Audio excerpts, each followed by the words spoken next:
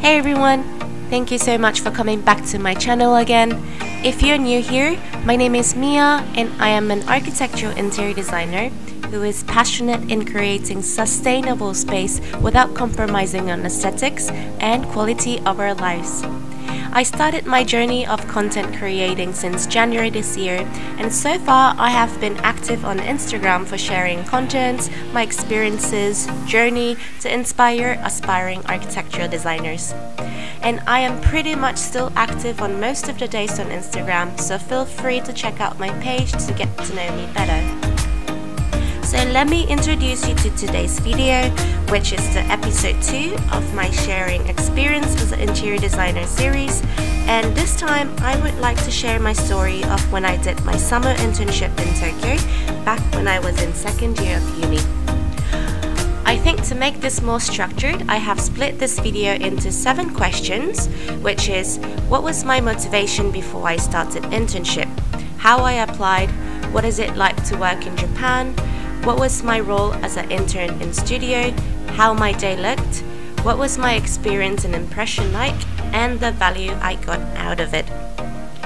I have also included a little juicy talk where I spill the tea at the end, so make sure to stick around all the way. Anyway, before the further ado, let's get into the main topic.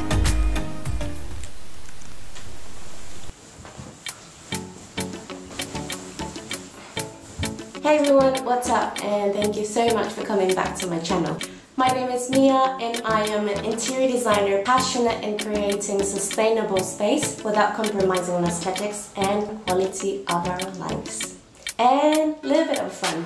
This is the second episode of my sharing Experience as an interior designer series. If you haven't watched the first episode, I've shared my journey of when I was in first year going to visit Brazil. So the first question I want to answer is, what was my motivation? Why did I wanted to do internship and why did I go back to Tokyo? I did my internship back in 2018, the summer. And my motivation was, well, obviously I think it's same for everyone. I thought I needed some kind of work experience after I graduated, and I thought having internship on my CV would be better than not having any experience when I graduate, so that was my motivation. Why did I pick Tokyo and not in UK? Well, I grew up in Tokyo and I left when I was 15, and I never actually have any work experience in Japan, and I kind of wanted to experience how that is to work in Japan first of all, and I thought being, or like working as an intern would obviously have less responsibility and kind of allows you to experience and, you know, allow you to quit if you don't like it, right?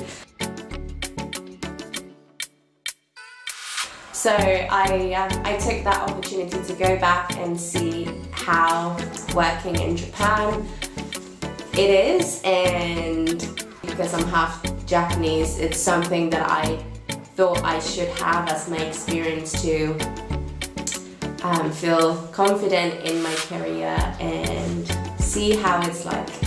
So the next question is, how did I apply? So the first thing I did was just Google the top 10 architecture office in Tokyo. Or actually I typed the top 10 architecture firm in Japan. And I saw one blog that stated 10 different companies in Japan, which was architectural based. So I have literally applied to all of them, 10 places. And that included Tadao Ando, that included Junya Ishigami, and all of that famous places. And the one that I got back first was from where I did my internship for 3 months. Most of my life, it's always like this first come, first serve in my life. So I always took the first job that came to me, or the first, offer that I get. Usually I take that one because it's so much easier rather than waiting for something more. So that's how I usually go through my life.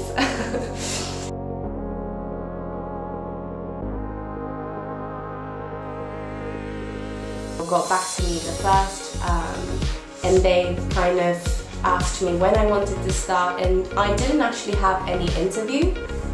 I just sent out my portfolio, about 10 pages, and the project that I've included is the summer school visiting school project, and also the second year project, which was like, I think, 2 projects that I've done. But I've minimized everything in 10 pages and then sent it out. And I've actually included my essay, which was about analyzing Japanese architects. So, which worked out really well. It's something that I've done in my second semester, in second year something. So I've included that as well. And yeah, that's how I applied. I just sent an email with my portfolio saying that I was going back to Japan for the whole summer, so I was flexible when to start, and with a maximum duration of like 3 to 4 months. That's what I wrote in the email, and they got back to me and said, can you start from this day? And then we kind of wrote back and forth, and yeah, that's how I started. So what is it like to actually do an internship in Japan as an architecture student? So actually my background is interior design. I studied interior design in London, and I applied for architecture firm. So this is something that I knew already, and I think a lot of people know this already, how it is like to work in Japan in general.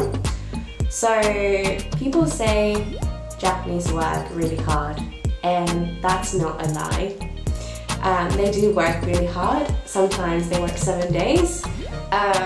Yeah, but that's the culture that I don't like about. So that's why I'm not working in Japan right now. It can be really intense, and as you would imagine, the architecture office is even worse. Yeah.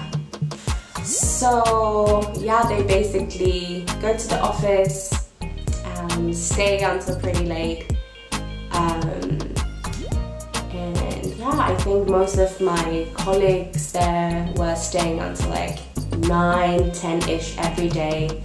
They would come on Saturday, and I think they were off on Sunday, which was, I think, better comparing to other places in Japan.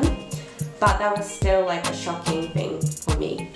So what was my role as an intern in the studio?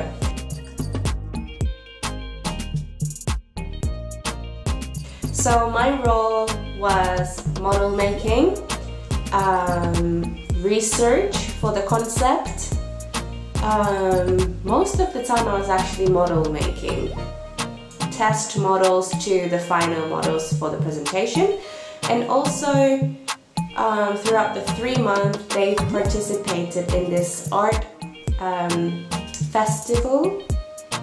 So the intern's job was to kind of come up with the concept and new ideas and give them some inspiration, basically.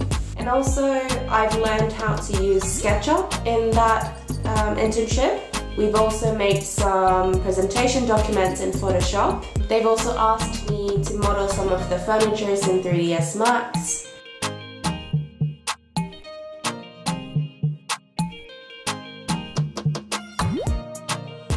How did my day look in internship? So I went to office at 8, and most of the days I could go home at 8 in the evening. I had lunch at the office, but most of the time we ate lunch in front of the desks, and then dinner as well. we sat in front of our laptop and we had dinner in front of the laptop. And then we could go home around 8 o'clock, but most of the staff who worked there would stay longer than me.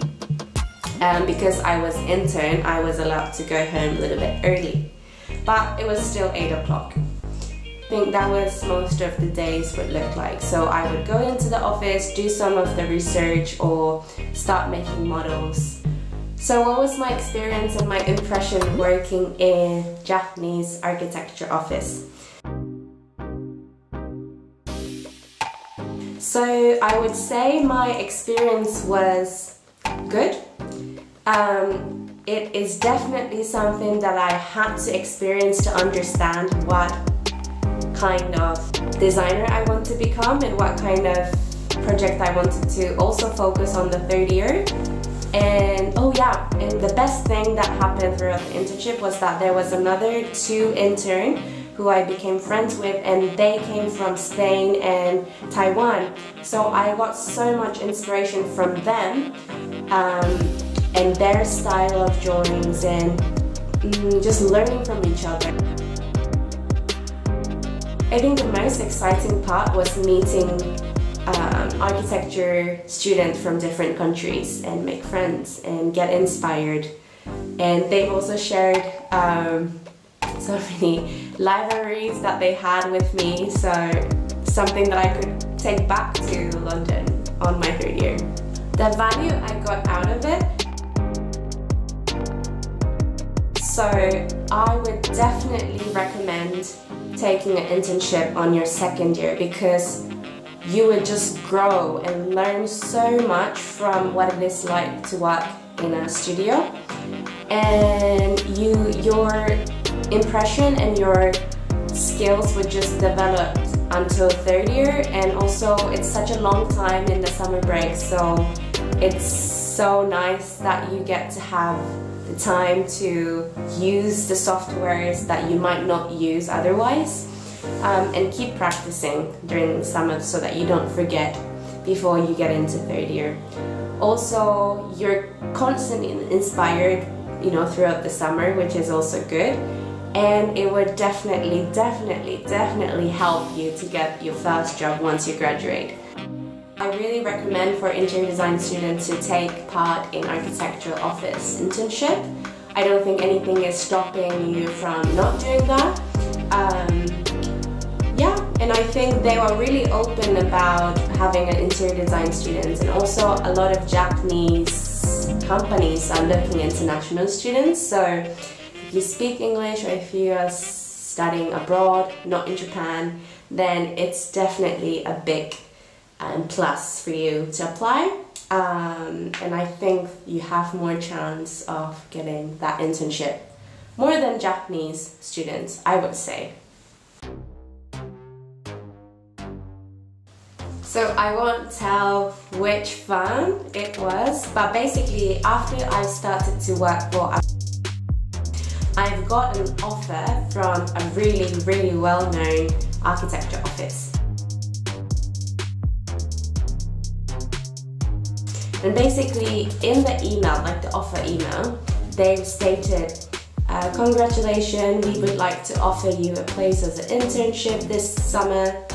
However, we would like to confirm a few things with you before you get back to us. The first thing was that the duration of the internship was 3 months, so I need to accept that I would stay, I would commit to this 3 months. And the second thing was that I had to live very close to the studio for the 3 months, because they've stated in the email that the reason why you need to live close to the studio is so that you can miss the last train.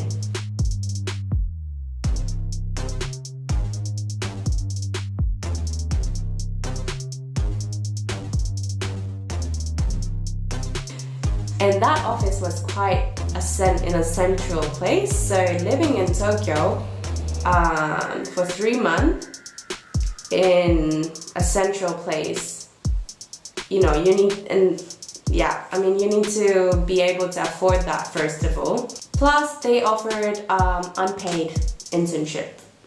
No transportation fee, no food, nothing for 3 months.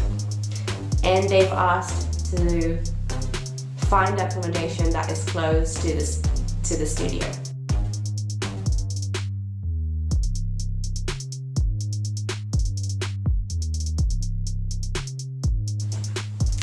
So if you want to have an internship there, you need to save up the money first,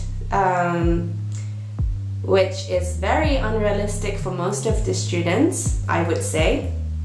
I was so lucky that my family lived in Japan at that time, so I stayed with my family for the whole summer and I didn't have to, pay for the rent when I stayed in Japan. But also my internship was unpaid, but the good thing was that they've paid my transportation and 500 yen for my lunch every day. So yeah, lunch and transportation was included, and I got paid after each month.